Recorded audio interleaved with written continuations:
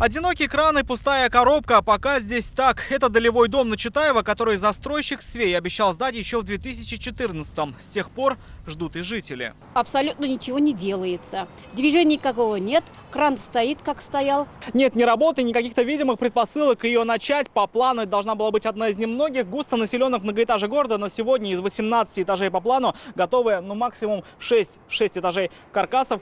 И, видимо, бесхозных стройматериалов. Доброе утро. Разрешите начать? Как достроить этот дом, сегодня обсудили в мэрии. По документам разрешение Свею было выдано на строительство 9, а не 18-этажного дома. Но застройщик продавал квартиры под видом жилья в высотке. В связи с банкротством компании стройка была заморожена. Сейчас в городе предпринимают все меры, чтобы работы возобновить. Как выясняется, нужен новый проект. Следующий этап в нашей работе, как мы договаривались. Как только мы получаем официальное заключение экспертизы по инсталляционным делам, по всем подъездам, мы приступаем к разработке эскизного проекта с технико-экономическими показателями.